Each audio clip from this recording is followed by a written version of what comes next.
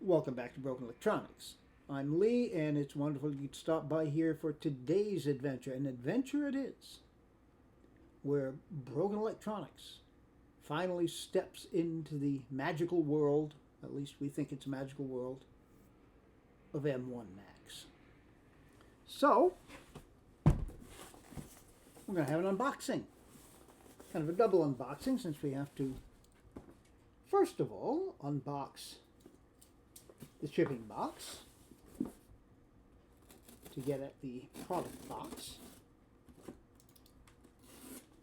That was quite simple to get into there. All right.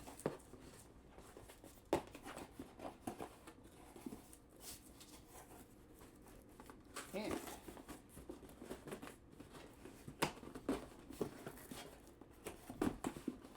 the actual Apple product box. Okay. Now, is there a... Yes, there is a... Oh, I thought that was just going to pull to open it. Evidently, I am wrong. So, we shall take the knife to the cellophane.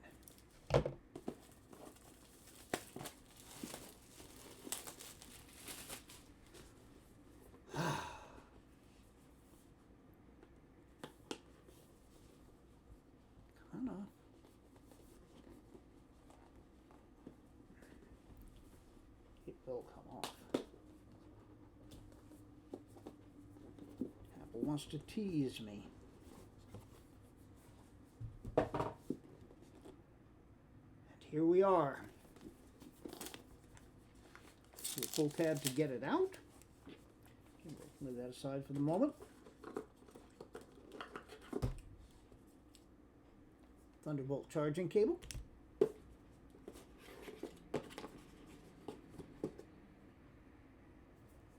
Thunderbolt charger. And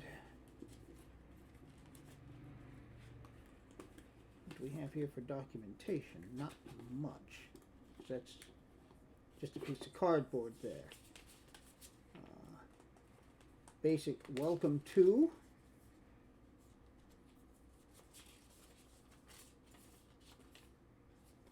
Of course, the Apple stickers. Warranty information. All right, get that back in there. Maybe. And might as well put the stickers back in there too. Don't want to lose those. All right. Now, the peel. Peel is satisfying, I must admit. And here we are in space gray. What we have is the 2020 M1 MacBook Air. Now, I know you're all sitting at home like, Lee, what are you doing? Why did you get that? Why did you not get at least a 14-inch M1 Pro MacBook Pro? Because I'm thinking logically. I have always been basically a desktop user. I have always used laptops/notebooks for what I feel to be the appropriate purpose of computing on the go. When I was teaching, I would very often do most of my work on my iMac at home and take, actually you can just sort of see over there, a PowerBook G4 aluminum model, would go back and forth to the schools. And as I moved along from there into the world of Intel, when I made that jump, I'm going to be pushing this machine. I'm going to try doing some video editing. I may edit this video on it if that actually works out. We're going to use this much more lightly. I am far from abandoning the wonderful world of classic Mac Pro. Those machines have been working incredibly well when the time eventually comes that they must be replaced, we will be looking at an appropriate desktop replacement. But I did have the need to move ahead with the laptop. All right.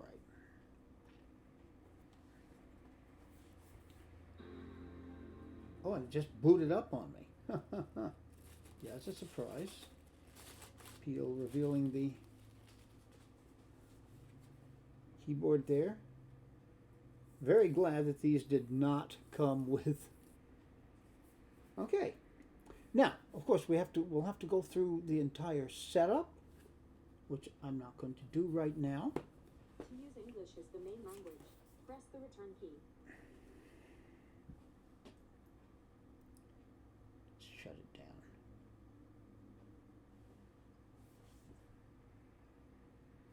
Yep, that is the power button. It doesn't say anything on it, but it's where the power button has always been. Okay, good. What we need to do at this point is to transfer information. And it seems to me that this is not quite as straightforward as your average getting a new Mac transferring information using Migration Assistant or whatever. Because we're doing a complete switch in platforms from Intel x86 processors to the M1 ARM-based processor. But I think the process is still going to be largely the same, so we will be taking my early 2015 13-inch MacBook Pro, transferring the data into the MacBook Air. MacBook Air has a slightly smaller footprint than the 2015 and is noticeably thinner and noticeably sparse on ports. That's going to be another adventure right there. But I think we're going to manage to make do with that. Now, how am I going to connect those two in order to run my Migration Assistant? I could just do the Time Machine backup that I usually have on this machine and restore from that. That, however, would go over Wi-Fi. It would take quite a while. You can connect them via Ethernet, except I only have one Ethernet adapter, and that's USB-A, so that wouldn't actually work out. What I'm going to do, though, is to try to accomplish this in a way that I think will prove fastest using Thunderbolt, because both these machines are equipped with Thunderbolt. Now, the kicker to that, we have Thunderbolt 3 on the 2020 MacBook Air. Where the heck is the port? We have Thunderbolt 2 on the early 2015 MacBook Pro. However,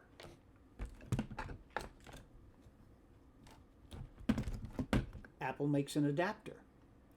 We have our Thunderbolt 3 end there, which will plug into the MacBook Air with no problem. And there we have a place where we can plug in our Thunderbolt 2 cable, which will plug nicely into the 2013. Now, is this going to work? I don't see why it shouldn't work, but we're going to find out. And if you'd like to find out, you're just going to have to stay tuned. All right, just been going through the setup here, and we have arrived at the point that says, how do you want to transfer your information from a Mac, Time Machine backup, or startup disk? So we'll click Continue.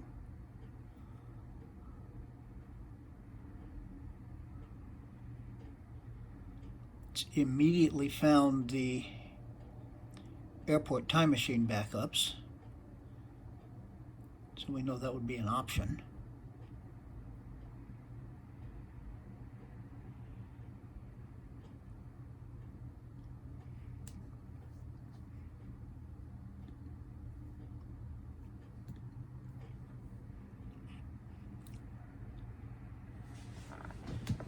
Oh, yeah, the 2013 is on.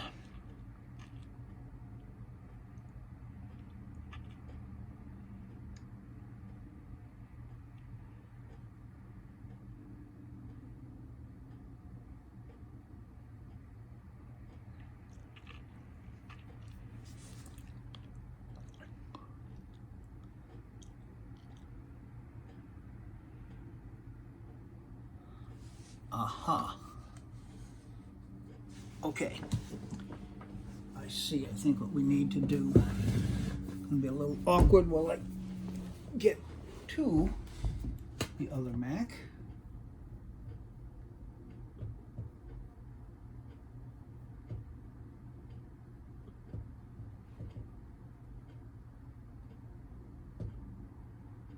So I've got this set up here for filming purposes is a little awkward. Okay. Migration Assistant.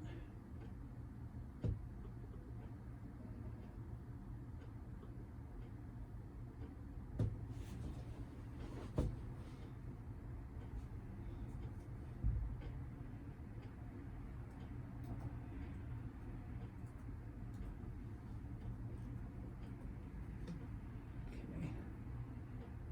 It's been a while since I've done this.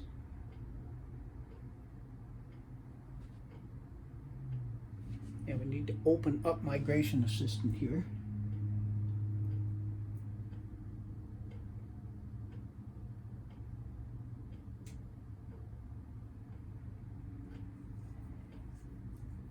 Okay.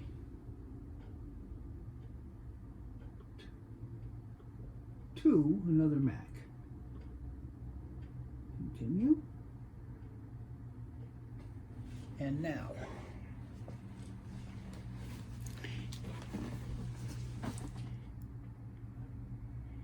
Uh-oh.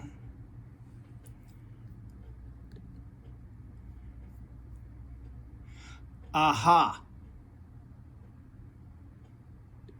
Okay. So what I'm going to need to do is upgrade this machine. I'll just finish the setup. Upgrade this machine to Monterey. And then I'll be able to migrate. Stay tuned. All right, so we've now landed here in Monterey. And we'll go to Utilities folder and open up Migration Assistant.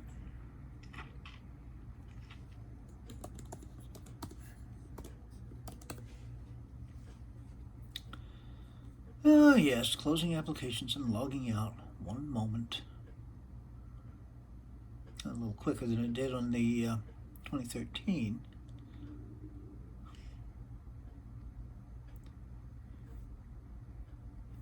Okay, let's just do this from a Mac Time Machine. Okay. And now, this is a selectable option.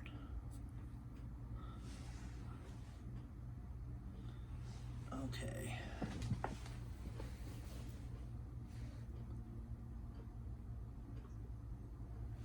All right. So we have clicked continue.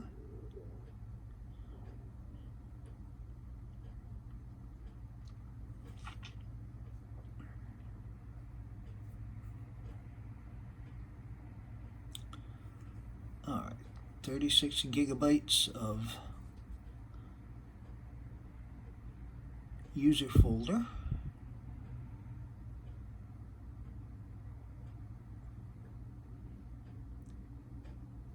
The applications are going to take a while.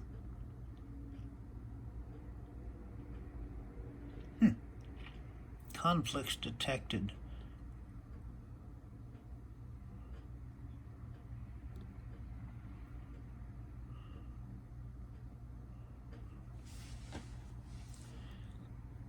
All right.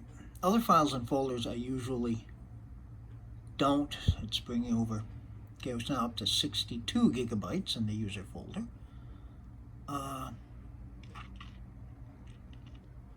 Looking for incompatible software.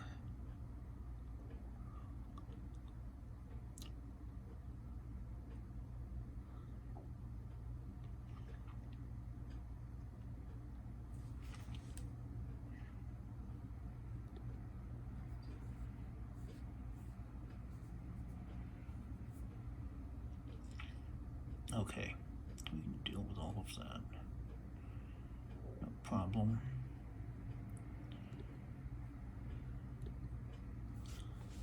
Okay. Sites.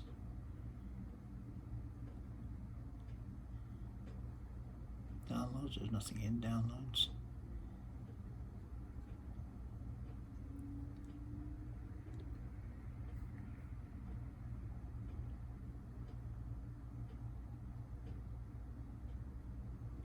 Still detecting applications.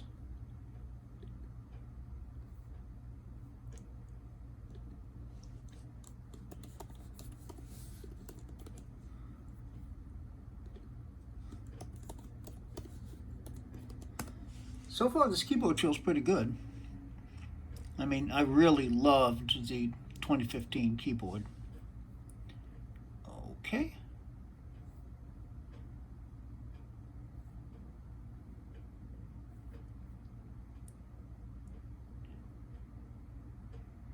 All right. We don't need the user account that I created. I created really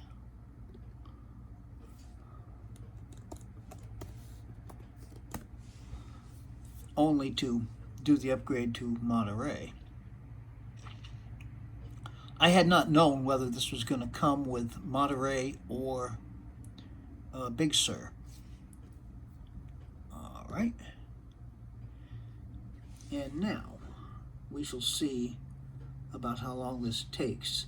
But I'm not going to make you sit through this. Stay tuned. Well, hopefully this isn't going to be the reality. It says about 2 hours and 4 minutes remaining.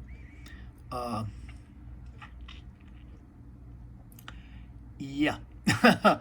And this should be at Thunderbolt 2 speeds, which is as fast as these two machines are going to be able to connect. Oh, well, I'll wait it through. Stay tuned. Well, it was actually under an hour. I admit I was hoping for something more in the half an hour to 40-minute range, but under an hour, actually, I'm reasonably happy with that. I'll have a follow-up on this probably as a secondary video next week. Next Tuesday's video, we're going back to 1999 with that broken up and falling into place now G3. So, be good to other people. And you didn't deserve it. Be good to yourselves. Everything has to start from there. We'll make the world a better place. Until it is, take very, very good and careful care in these most difficult times. And we shall see you soon with more and more videos. This has been Broken Electronics.